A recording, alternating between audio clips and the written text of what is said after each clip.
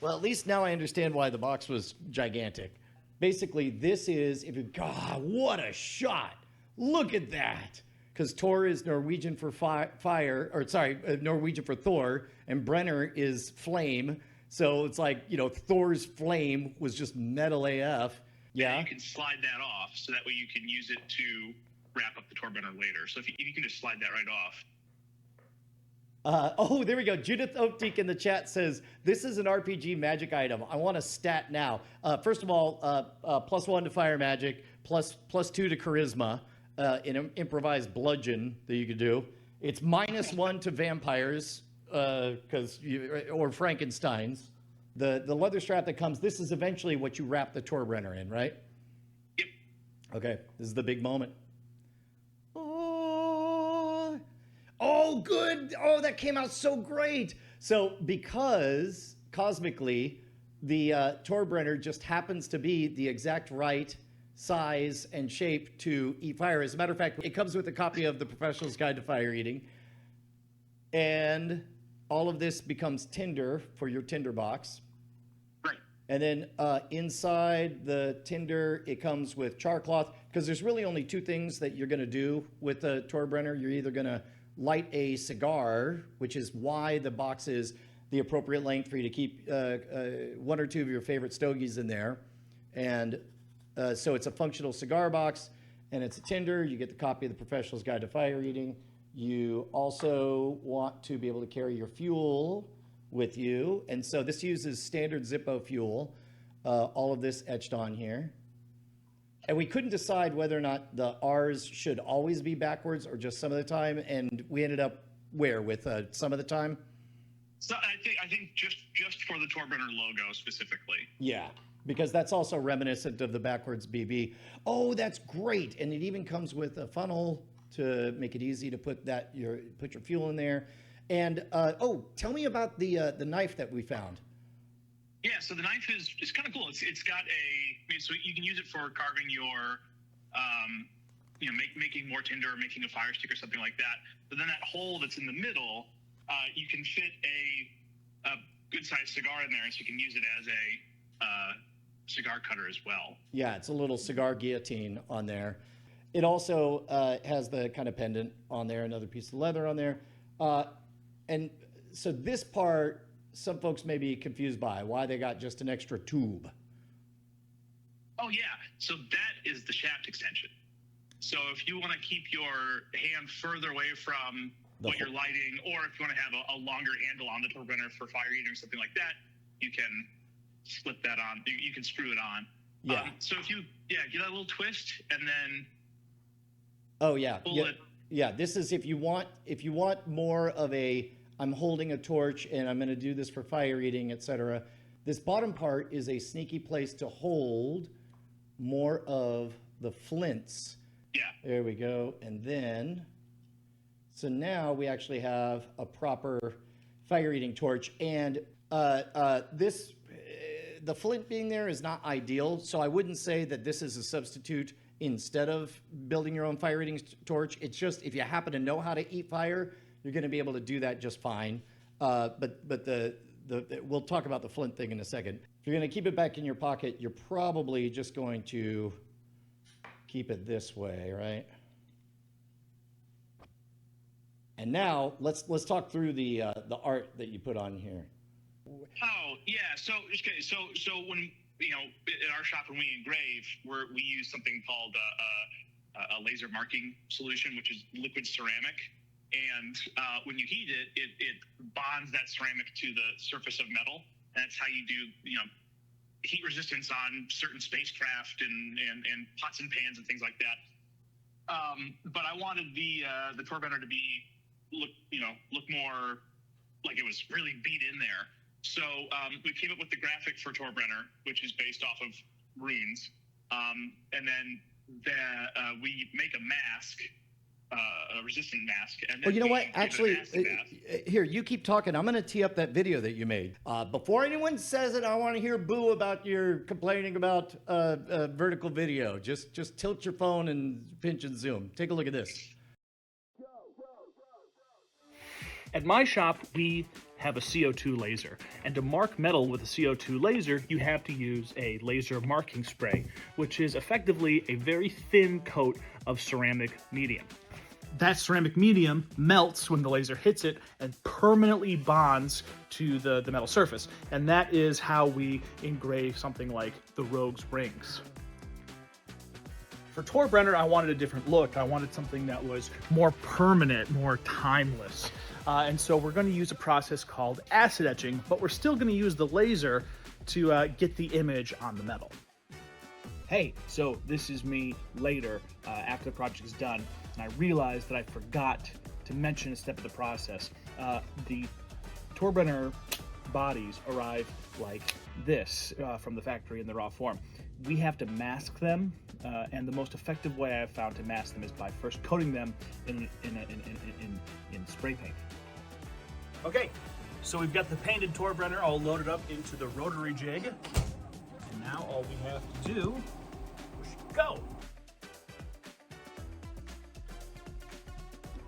Okay, so here's Torbrenner with the paint engraved away, and all masked up and everything like that.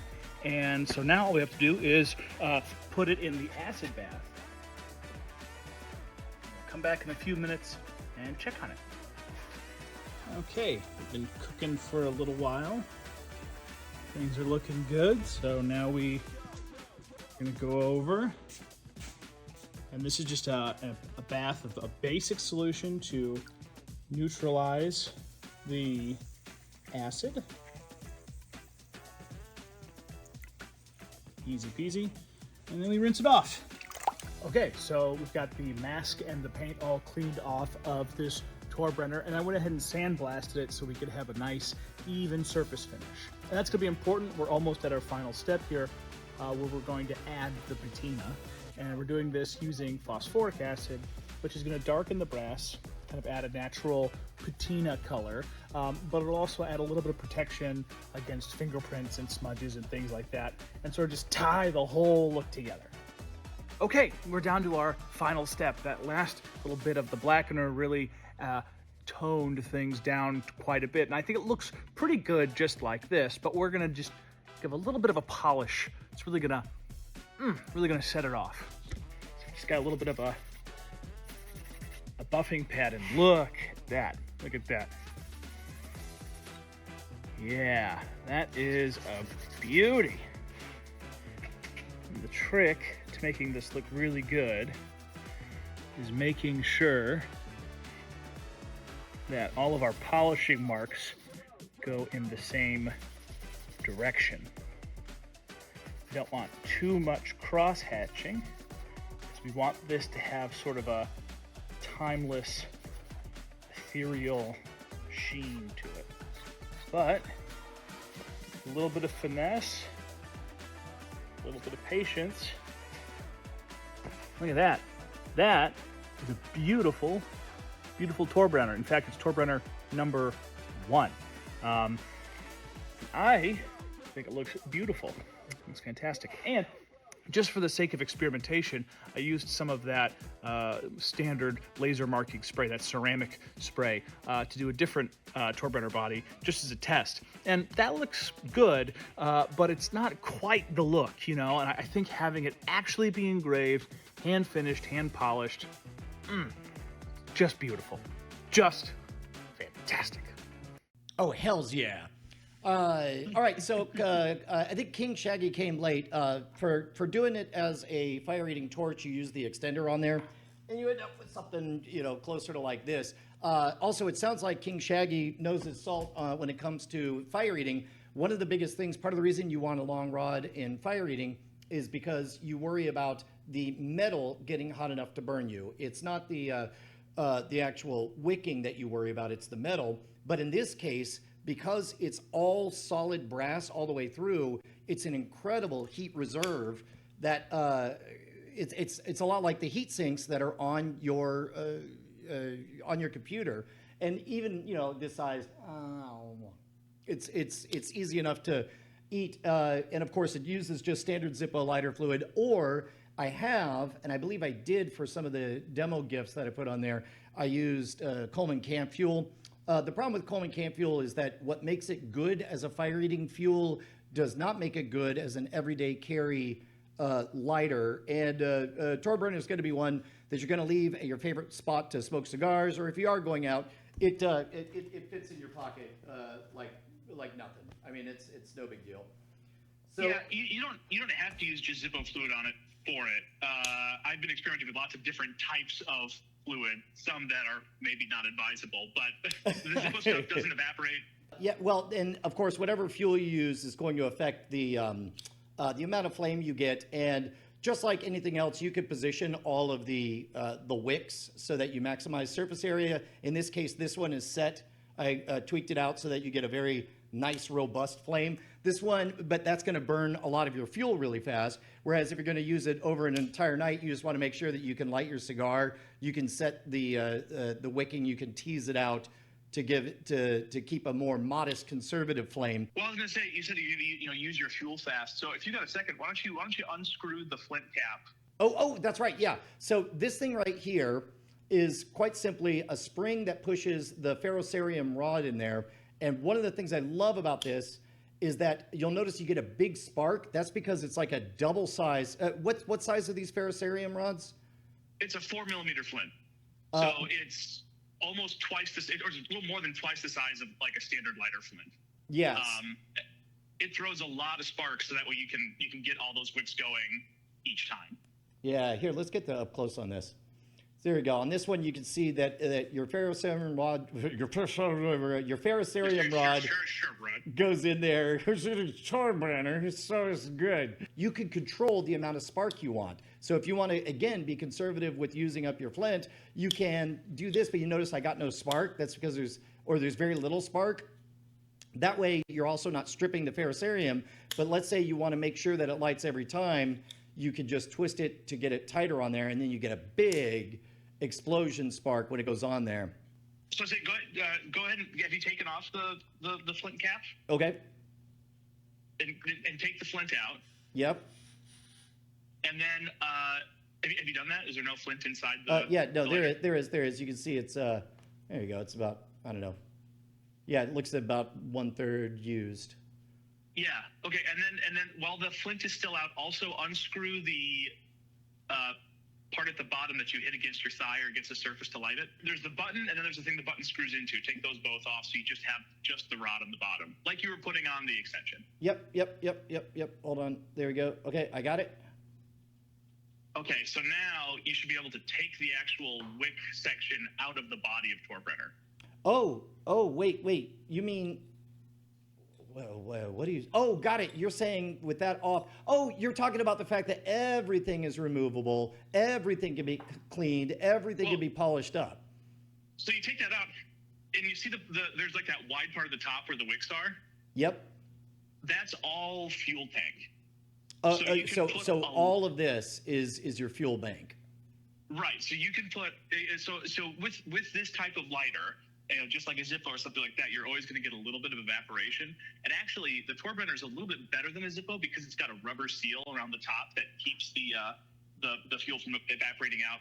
Do you know what I noticed is that if you top it off with the Zippo fluid, when you screw that top on and you squeeze it down, that gasket increases pressure. You can actually watch the lighter fluid squeeze out to the tips on there. It primes the wicks.